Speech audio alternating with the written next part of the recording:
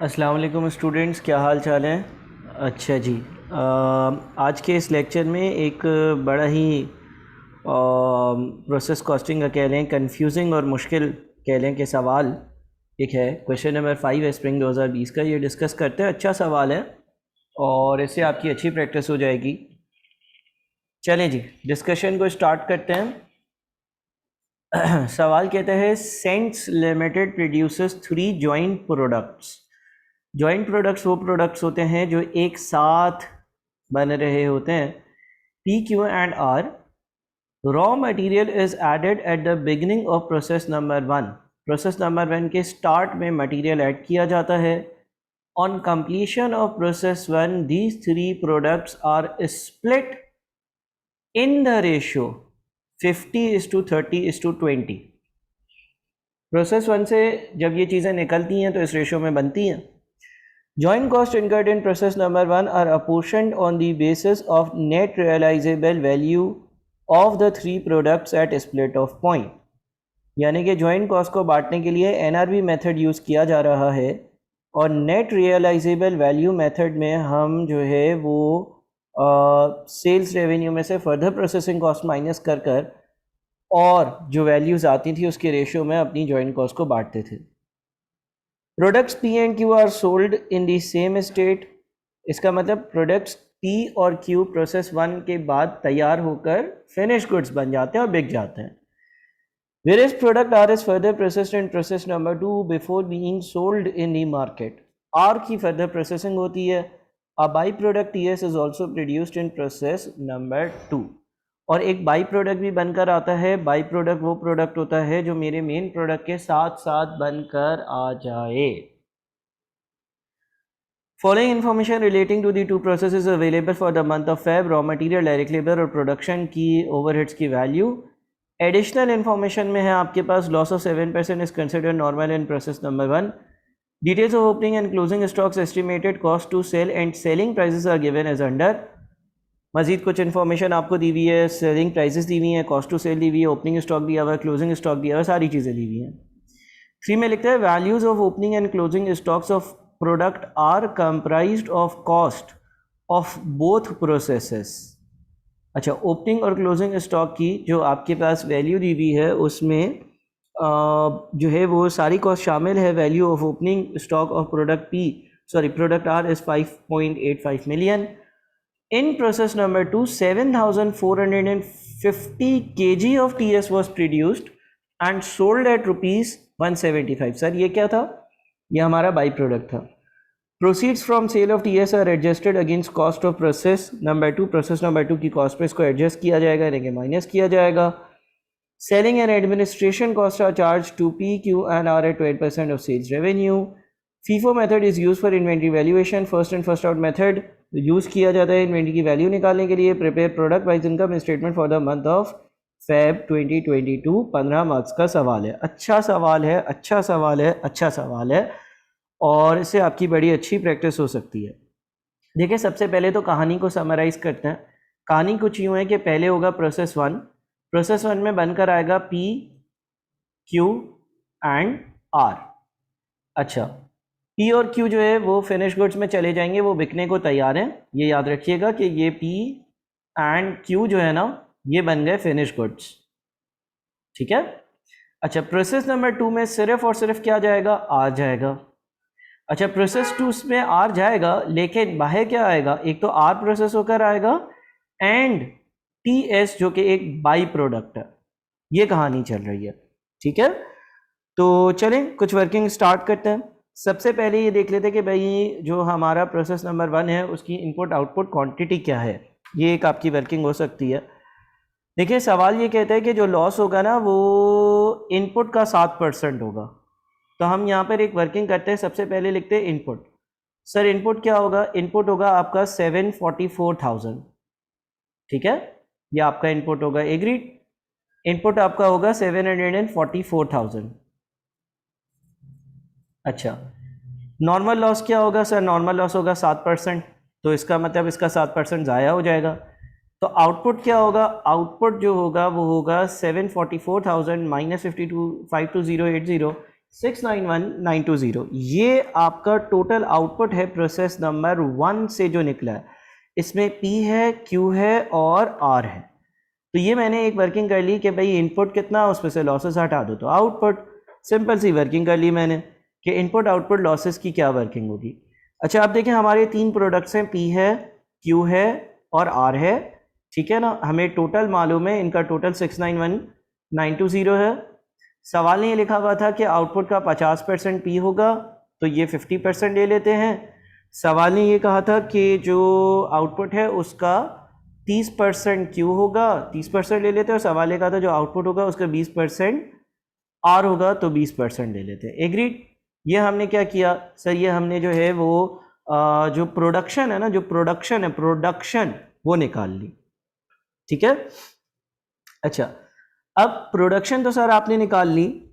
अब सवाल में अगर आप गौर से देखते हैं तो आपके सेल्स के यूनिट्स आपकी प्रोडक्शन के यूनिट के बराबर नहीं है। सर कैसे? देखो, आर को तो भूल जाओ। आर को क्यों भूल जाए सर? आर को इसलिए भूल जाओ क्योंकि आर तो इधर से निकला है, प्रोसेस नंबर 2 से इतना निकला है। ये प्रोसेस नंबर 2 से फिर कहा जाए, सॉरी प्रोसेस 1 से निकला है। प्रोसेस 1 से ये 138384 किलो निकले, ये प्रोसेस 2 में जाएंगे, फिर उन पे कुछ काम वगैरह होगा या जो भी होगा XYZ, फिर उसका आउटपुट आएगा। P और Q के लिए क्या है? ओपनिंग स्टॉक कुछ नहीं है। क्लोजिंग स्टॉक कितना है? क्लोजिंग स्टॉक 20200 और 15140।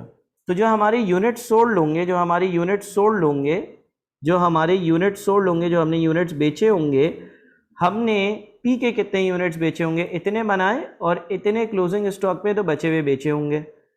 लाइकवाइज Q के इतने यूनिट्स बनाए और उसमें से इतने यूनिट्स हमारे पास क्लोजिंग स्टॉक में, तो बाकी आपने बेच दिए होंगे, ठीक है ना। तो मैंने यूनिट सोल्ड कितने किए वो देखा, और आर के लिए लिख देता हूं ट्रांसफर टू प्रोसेस 2, यानी कि आर के कितने यूनिट्स ऐसे हैं जो प्रोसेस 2 में चले गए। सर ये सारे यूनिट्स प्रोसेस 1 से निकले और प्रोसेस 1 से निकलकर कहां चले गए? प्रोसेस नंबर 2 में चले गए, जिस पे आर पर मजीद कुछ काम होगा, ठीक है।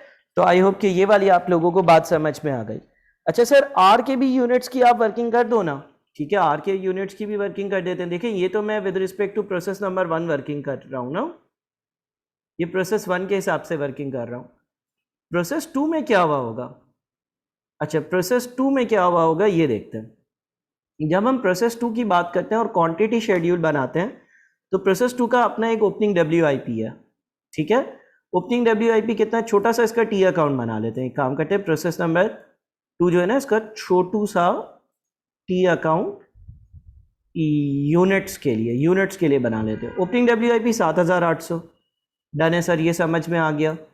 ट्रांसफर फ्रॉम प्रोसेस 1, प्रोसेस 1 से कितने यूनिट्स आए? जो प्रोसेस नंबर 1 का आउटपुट, प्रोसेस 2 का इनपुट, ये वाले, ठीक है। तो इसका मतलब डेबिट साइड पे दिया है तो क्रेडिट साइड पे भी यही होना चाहिए। अच्छा, इधर क्लोजिंग WIP है, क्लोजिंग WIP भी दिया हुआ है आर का 48134, सही है ना।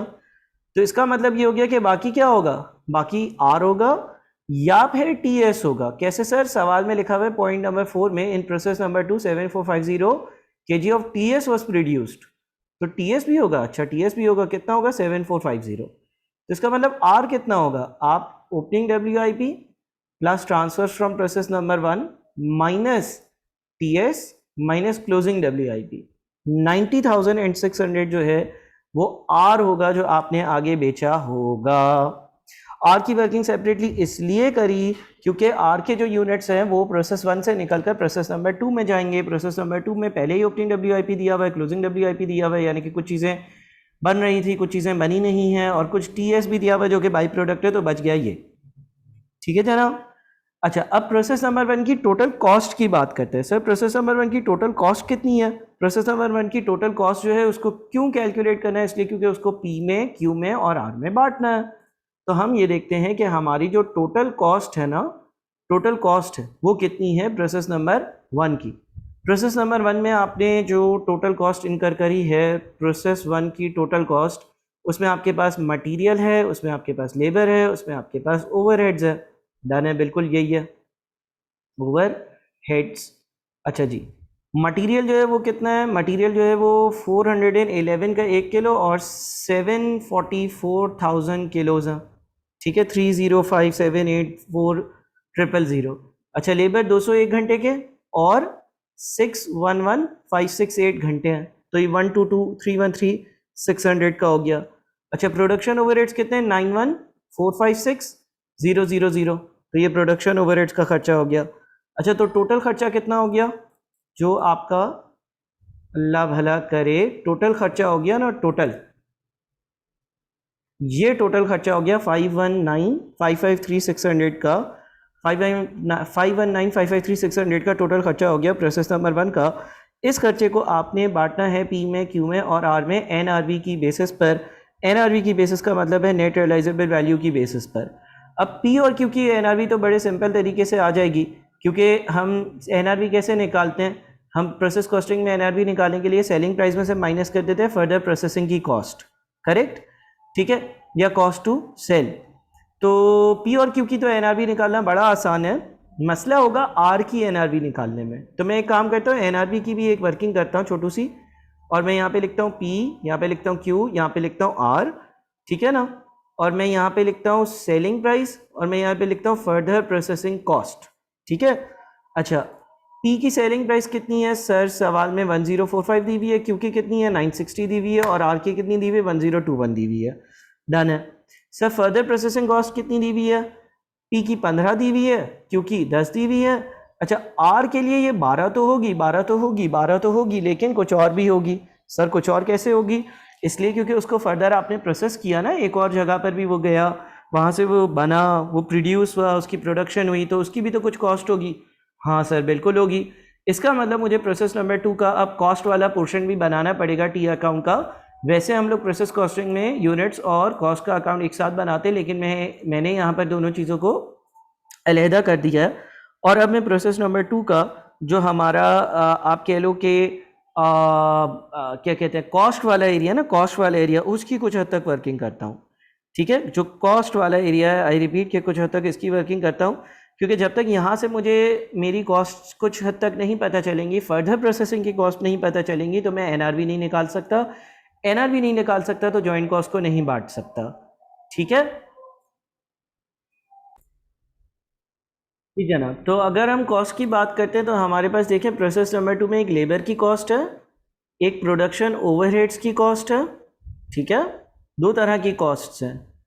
तो अच्छा, पर यूनिट हमें चाहिए लेबर की, पहले तो टोटल कॉस्ट यहाँ लिख लेता हूँ, 200 मल्टीप्लाइड बाई 55450, ये लेबर की टोटल कॉस्ट है।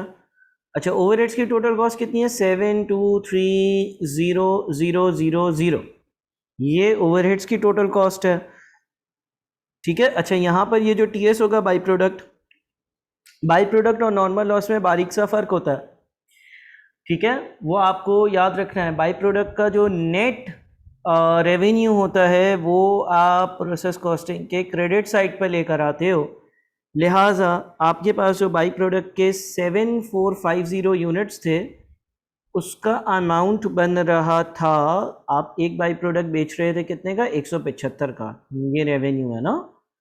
तो ये 1303750, ये रेवेन्यू है इससे आने वाला। बहरहाल मैंने पूरे टी अकाउंट तो नहीं बनाया, एक रफ सी आपको वर्किंग कर दी। तो अब ये देख रहे थे कि इसकी फर्दर प्रोसेसिंग कॉस्ट में एक तो ये 12 रुपये आ गए,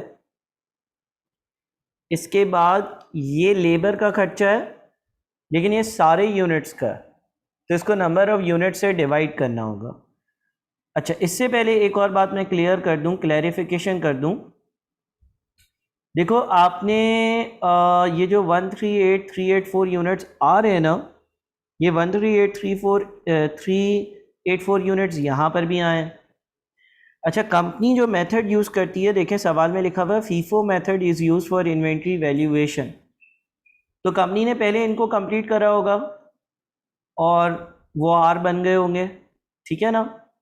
ये जो आपके 138,384 यूनिट्स हैं, इसी में से कुछ यूनिट्स टी एस बने हैं और कुछ आर हैं। अच्छा, टी एस वाले कितने हैं, 7450, तो आर वाले कितने होंगे, आप जो है वो टोटल में से TS वाले माइनस कर दो, तो ये 130934 जो है वो R वाले होंगे। तो अभी तो हम लोग R की NRV कैलकुलेट कर रहे हैं, तो हम क्या करेंगे कि हम जो है वो एक जगह पर 12 रुपये लिख देते हैं, ये तो हमें समझ में आ गया। दूसरी जगह पर हम लेबर की कॉस्ट प्लस ओवरहेड्स की कॉस्ट माइनस बाई प्रोडक्ट से आने वाली की रेवेन्यू की कॉस्ट यानी कि नेट कॉस्ट हो गई, डिवाइडेड बाय 130934 ताकि पर यूनिट वैल्यू आ जाए। तो ये 141.96 समथिंग आ रहा है।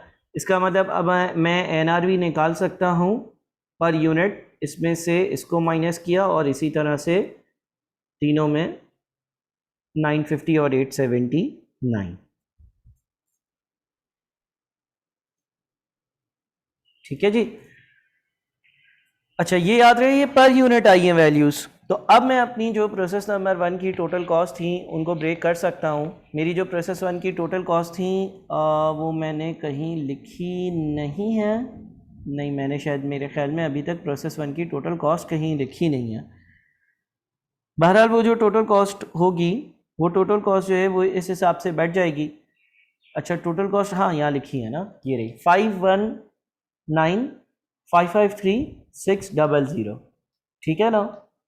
ये टोटल कॉस्ट वो कॉस्ट है जो मुझे जो है वो बांटनी है NRV के रेशो में, नेट रियलाइजेबल वैल्यू के रेशो में, और ये नेट रियलाइजेबल वैल्यू जो है ना ये पर यूनिट है। ठीक है ना। अच्छा, प्रोडक्शन जितने यूनिट्स की है उससे मल्टीप्लाई करके टोटल NRV भी निकाल लेते हैं। तो इसको मल्टीप्लाई कर दिया इससे और इसी तरह से तीनों को क्वांटिटीज से मल्टीप्लाई कर दिया। ठीक है ना। ये देखें, ये दोनों मल्टीप्लाई, ये दोनों मल्टीप्लाई, ये दोनों मल्टीप्लाई, ये टोटल आ गया आपका 675,181,000। तो अब हम क्या करेंगे कि अगर हम प्रोसेस नंबर 1 की कॉस्ट बांटें, अगर हम प्रोसेस 1 की कॉस्ट बांटते हैं, P1 की कॉस्ट बांटते हैं,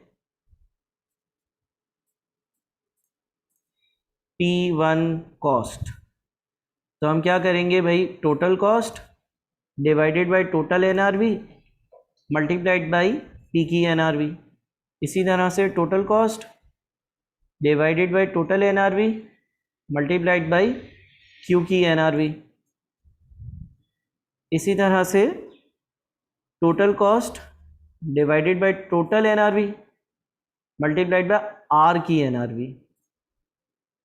तो ये 93606 समथिंग, और इसको टोटल करेंगे तो ये 519 वही आ रहा होगा जो कॉस्ट को आपने ब्रेक किया ना। अच्छा, फिर हम एक और काम भी कर सकते हैं कि हम जो है ना वो कॉस्ट पर केजी निकाल लेते हैं, यानी कि जो आपने प्रोडक्शन करी है उसके लिए कॉस्ट पर केजी भी आप निकाल सकते हो। कैसे, इतनी कॉस्ट में इतने केजी की प्रोडक्शन हुई, इसी तरह से इतनी कॉस्ट में इतने केजी की प्रोडक्शन हुई। अच्छा, ये जो कॉस्ट लगी है इसमें R पर अधूरा काम हुआ, अभी ये जो R है ना इस पे काम मुकम्मल होगा, तो इसकी कॉस्ट पर केजी हम नहीं निकालते क्योंकि इस पे मज़ीद काम होना है। अच्छा, कैसा काम होना है, देखो यहाँ पर आपके पास जो है ना यहाँ पर इस पे काम होगा। ठीक है ना। अब देखो यहाँ पर R जो है ना उसको लिखा हुआ है कि उसके जो क्या कहते हैं ओपनिंग स्टॉक के यूनिट्स भी हैं, ओपनिंग स्टॉक भी है, लेकिन ये ओपनिंग स्टॉक पिछले साल से आया होगा, पिछले साल के रेट पे और होगा। अच्छा, ये पहले बिका होगा, है ना। क्यों, क्योंकि कंपनी ने लिखा हुआ है FIFO method is use for inventory valuation. लेकिन इस साल जो चीज़ें बनी उसकी अगर मुझे कॉस्ट पर यूनिट निकालनी हो, इस साल जो चीज़ें बनी उसकी अगर मुझे कॉस्ट पर यूनिट निकालनी हो, तो इस साल क्या क्या कॉस्ट इनकर हुई है। सर, इस साल पिछले प्रोसेस से ये कॉस्ट आई है, ठीक है ना।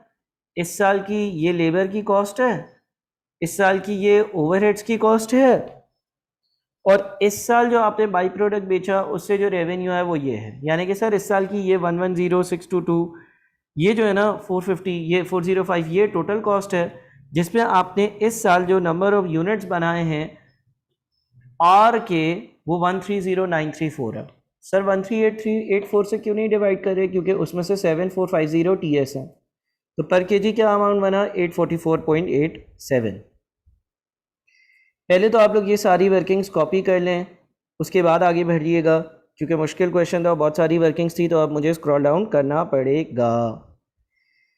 अच्छा जी, अब सवाल की रिक्वायरमेंट पर आते हैं। आपने कॉपी होपफुली कर लिया होगा। सवाल ने मुझे ये बोला था कि इनकम स्टेटमेंट बनाओ। इनकम स्टेटमेंट में हमारे पास पी है, क्यू है, आर है, इनका सेल्स रेवेन्यू है। सेल्स रेवेन्यू कैसे आएगा? पी का एक यूनिट 1045 का बिकता है जी, 1045 का बिकता है। और आपने कितने यूनिट्स बेचे हैं? ये प्रोड्यूस्ड है, ये क्लोजिंग स्टॉक है, ये जो यूनिट्स बेचे वो हैं, यानी कि 325760 है, तो 340419200 आ गया। अच्छा, क्यू की बात करते हैं। क्योंकि एक यूनिट की सेलिंग प्राइस कितनी है? 960 है।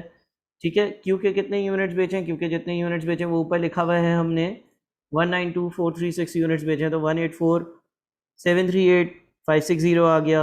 अच्छा, आर जो है, आर के आपने कितने यूनिट्स बेचे हैं?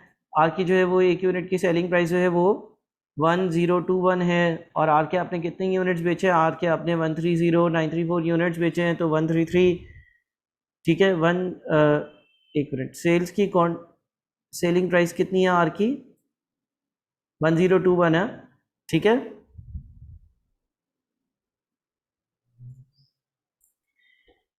अच्छा, आर की जो आपने, एक मिनट, यूनिट्स जो बेचे हैं ना, ये तो प्रोडक्शन से रेलेवेंट है। ये यूनिट्स बेचे ना, 90600 यूनिट्स बेचे हैं, और 1021 का एक यूनिट बेचा है, तो 92506 समथिंग आ गया। फिर cost of goods sold, cost of goods sold में opening stock at production less closing stock. ठीक है ना, तो ओपनिंग स्टॉक पी का और क्यू का तो है ही नहीं। आर का जो ओपनिंग स्टॉक है उसकी वैल्यू कितनी है? यहाँ पे लिखी हुई है वैल्यू ओपनिंग है 585000, 585000। ठीक है, उसके बाद प्रोडक्शन की वैल्यू है। प्रोडक्शन जो पी की आपने करी है, पी प्रोसेस वन में ही बन गया था, यानी कि जो फर्दर प्रोसेसिंग कॉस्ट थी वही सारी की सारी आएगी। तो जो फर्दर प्रोसेसिंग कॉस्ट थी वो 74274203667 थी। ठीक है, अच्छा, क्यू के लिए क्या थी? 151743777 थी। अच्छा, आर के लिए क्या थी? आर के लिए थोड़ी सी वर्किंग लंबी थी। आर के लिए जो आपने कॉस्ट इनकर करी, टोटल जो कॉस्ट इनकर करी उसको प्रोड्यूस करने की ड्यूरिंग द ईयर, वो 110622405 है। इसमें बाई प्रोडक्ट से आने वाले sales revenue net of hour. फिर क्या होगा? फिर क्लोजिंग स्टॉक। अच्छा, क्लोजिंग स्टॉक की सर वैल्यू कैसे आएगी? बेटा, क्लोजिंग स्टॉक की वैल्यू इस तरह से आएगी कि एक यूनिट की वैल्यू कितनी है? एक यूनिट की वैल्यू 792.59 है, और क्लोजिंग स्टॉक में यूनिट्स कितने हैं? 20,200 हैं। ठीक है, 16010 समथिंग आ रही है। इसी तरह से क्यू के लिए क्या होगा? एक यूनिट की वैल्यू 731.03 है, मल्टीप्लाइड बाई क्लोजिंग स्टॉक में यूनिट्स कितने हैं? 15140 है। तो इस तरह से आ गई। सर आर की भी क्या इसी तरह से आएगी? नहीं, आर की इस तरह से नहीं आएगी, इसलिए क्योंकि आर के क्लोजिंग स्टॉक में वो यूनिट्स होंगे जो इस साल बने हैं। जो इस साल यूनिट्स बने हैं पिछले साल वाले नहीं होंगे, और जो इस साल बने वो 844.87 की हमने वैल्यू निकाली, और इसके क्लोजिंग स्टॉक के यूनिट जो है सवाल में 48134 दिए हुए हैं। ठीक है, उसके बाद क्या होगा? इसको नेट ऑफ कर लो, opening stock plus production minus closing stock. और क्योंकि बीच में एक टोटल किया है तो इसको बॉक्स में डाल देते हैं।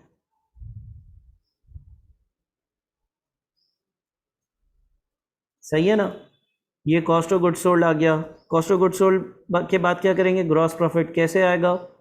इसमें से इसको माइनस। ठीक है जी।